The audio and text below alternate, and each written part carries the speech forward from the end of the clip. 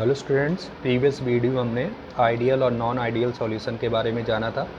आज के इस वीडियो में बात करेंगे बेटा डेविएशन फ्रॉम राउल्ट्स लॉ।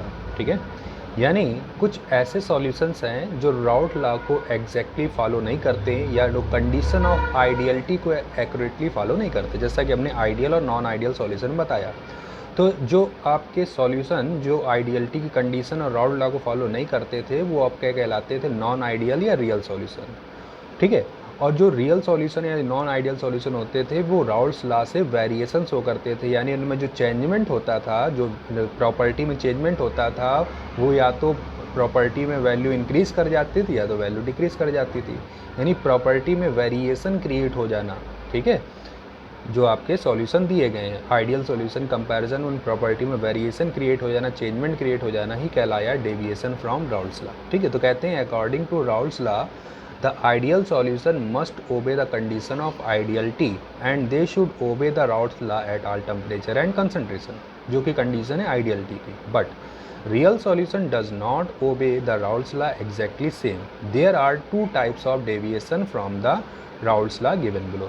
ठीक है, मगर जो रियल सॉल्यूशन होते हैं वो क्या करते हैं, आइडियल सॉल्यूशन कंडीशन को फॉलो नहीं करते, राउल्ट्स लॉ को फॉलो नहीं करते और उससे डेविएशन यानी चेंजमेंट शो करते हैं, वेरिएशन शो करते हैं।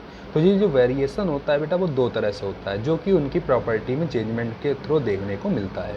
इसमें फर्स्ट जो डेविएशन है उसको हम लोग नाम देते हैं बेटा positive deviation from Raoult's law. जब हमने Raoult's law for volatile solute आपको पढ़ाया था तो उसमें हमने मोल फ्रैक्शन और वेपर प्रेशर के बीच में ग्राफ प्लॉट करा था। जो ग्राफ था वो कैसा था आपका, एक स्ट्रेट लाइन ग्राफ था, एक स्ट्रेट लाइन था। ठीक है, बट जो पॉजिटिव और नेगेटिव डेविएशन शो करने वाले आपके जो सॉल्यूशन होते हैं उनमें जो आपको ग्राफ मिलता है वो कर्व शेप में मिलता है, और वो जो कर्व होता है वो या तो डॉटेड स्ट्रेट लाइन के अबव होगा या तो बिलो होगा, जो कि सॉल्यूशन को मिक्स करने पे यानी कंपोनेंट को मिक्स करने पे जो सॉल्यूशन बनेगा उनके बीच में लगने वाले फोर्स ऑफ अट्रैक्शन और वेपर प्रेशर के वेरिएशन के बेसिस पे देखने को मिलता है। तो कहते हैं there are some solutions in which if a graph is plotted in between vapour pressure and mole fraction then it is found upward from the dotted straight line from the ideal solution. Then the deviation is called as positive deviation from Raoult's law. तो कहते हैं यहाँ पर कुछ ऐसे solutions हैं जिनके लिए अगर हम वेपर प्रेशर और मोल फ्रैक्शन के बीच में कर्व यानी ग्राफ प्लॉट करें तो जो ग्राफ होता है वो राउल्ट की डॉटेड स्ट्रेट लाइन या जो आइडियल सॉल्यूशन है उसकी डॉटेड स्ट्रेट लाइन के अपवर्ड देखने को मिलता है, यानी कर्व शेप में, और वो भी डॉटेड स्ट्रेट लाइन के अपवर्ड देखने को हमें मिलता है।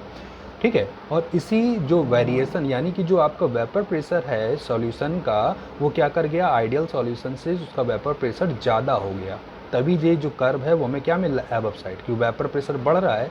ठीक है, इसलिए जो कर्व है वो कैसा हो रहा है, आपका जो आपका ग्राफ है वो कैसा हो रहा है, कर्व शेप का हो रहा है, यानी above of the dotted straight line of ideal solution हो रहा है। इसी को हम लोग नाम देते हैं positive deviation from Raoult's law.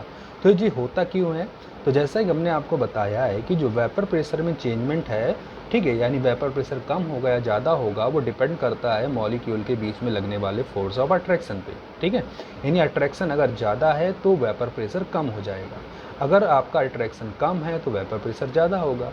यानी कहते हैं the intermolecular attraction force between solute and solvent molecule are weaker than those between solute and solvent molecule।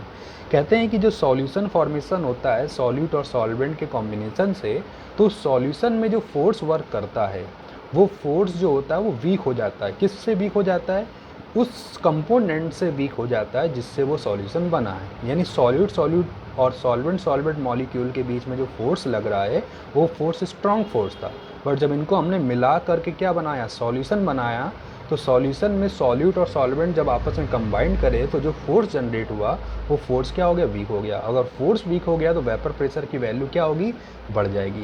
यानी कहते हैं कि सॉल्यूट सॉल्वेंट यानी ए बी के बीच में जो फोर्स ऑफ अट्रैक्शन लगेगा वो कम होगा, किससे, ए और बी के फोर्स ऑफ अट्रैक्शन से। इसलिए वेपर प्रेशर की वैल्यू क्या होती है, बढ़ जाती है, और जो वैल्यू ऑफ जो ग्राफ है वो हमें डॉटेड स्ट्रेट लाइन के अपवर्ड साइड दिखाई देने को मिलती है। तो एग्जाम्पल की फॉर्म में अगर हम बात करें तो यहाँ पर कुछ एग्जाम्पल जैसे दिए गए हैं जो कि पॉजिटिव डेविएशन शो करता है, जैसे ethyl alcohol plus water, methyl alcohol plus water, carbon disulphide plus acetone, carbon tetrachloride plus toluene. ठीक है, इस तरह से एसीटोन प्लस ईथर, ठीक, एथाइल अल्कोहल प्लस एसीटोन। तो जैसे कुछ एग्जांपल्स हैं जो कि राउल्ट लॉ को एग्जैक्ट फॉलो नहीं करते और उसके जो और उससे पॉजिटिव डेविएशन शो करते हैं, यानी जो वेपर प्रेशर की वैल्यू होती है इनके कॉम्बिनेशन से बनने वाले सॉल्यूशन की वो वैल्यू क्या होती है, ज़्यादा हो जाती है। नेक्स्ट आ जाता है बेटा आपका negative deviation from Raoult's law, ठीक है। जिस तरह से कुछ सॉल्यूशन को जब आपस में मिक्स करते हैं तो मिक्स करने पर जो फोर्स ऑफ अट्रैक्शन जनरेट होता है, जो नया सॉल्यूशन बनता है उसमें फोर्स ऑफ अट्रैक्शन कम हो जाता है तो वेपर प्रेशर बढ़ जाता है, ठीक। बट कुछ ऐसे सॉल्यूशन है जहाँ पर आपस में मिक्सिंग पर जो सॉल्यूशन जनरेट होता है उनका फोर्स ऑफ अट्रैक्शन क्या होता है, इंक्रीज कर जाता है। जब फोर्स ऑफ अट्रैक्शन इंक्रीज कर जाएगा तो इसका मतलब वेपर कम जनरेट होगी तो प्रेशर भी कम बनेगा। यानी अगर ऐसे सॉल्यूशन के लिए अगर आप ग्राफ प्लॉट करोगे, ऐसे सॉल्यूशन के लिए अगर आप वेपर प्रेशर और मोल फ्रैक्शन के बीच में ग्राफ प्लॉट करोगे तो ये ग्राफ है वो राउल्ट की डॉटेड स्ट्रेट लाइन के क्या होगा, डाउनवर्ड होगा, क्योंकि वेपर प्रेशर में क्या आ रही है, कमी आ रही है, तो ये ग्राफ कैसा जाएगा, downward to the dotted straight line, ठीक है। तो कहते हैं there are some solutions in which if a graph is plotted in between vapor pressure and mole fraction then it is found below from the dotted straight line from the ideal solution, then this deviation is called negative deviation from Raoult law, ठीक है। अब ये होता क्यों है, तो कहते हैं the intermolecular attraction force between solute and solvent molecular stronger than those of between solute and solvent। तो कहते हैं कि जो सॉल्यूशन फॉर्म होता है सॉल्यूट और सॉल्वेंट से, तो वहाँ पर जो फोर्स लगता है वो फोर्स स्ट्रॉन्ग फोर्स होता है, किससे कंपैरिजन में, सो सॉल्यूट और सॉल्वेंट के कंपैरिजन में जिससे वो सॉल्यूशन बना हुआ है।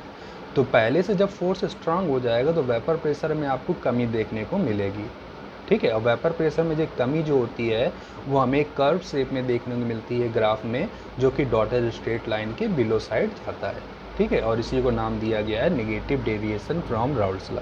तो ऐसे कौन कौन से आपके सब्सटेंस है, तो मोस्टली एसिड्स के जो सब्सटेंस होते हैं वो नेगेटिव डेविएशन शो करते हैं, बट इसके अलावा कुछ और हैं, ठीक, जैसे H2O plus HNO3, H2O plus HCl, H2O plus H2SO4, ठीक है, क्लोरोफॉर्म प्लस एसीटोन। तो इस तरह के जो आपके सॉल्यूशंस हैं, यानी इन कंपोनेंट से मिलके बनने वाले जो सॉल्यूशंस हैं ये आपके नेगेटिव डेविएशन शो करते हैं, ठीक है, राउल्ट्स लॉ के थ्रू। तो इस वीडियो में हमने पॉजिटिव और नेगेटिव डेविएशन के बारे में जाना, जो कि आइडियल और नॉन आइडियल सॉल्यूशन और राउल्ट्स लॉ से ही रिलेटेड था, ठीक है। तो नेक्स्ट वीडियो में हम बात करेंगे अगले टॉपिक के बारे में। तो आज की वीडियो में इतना ही।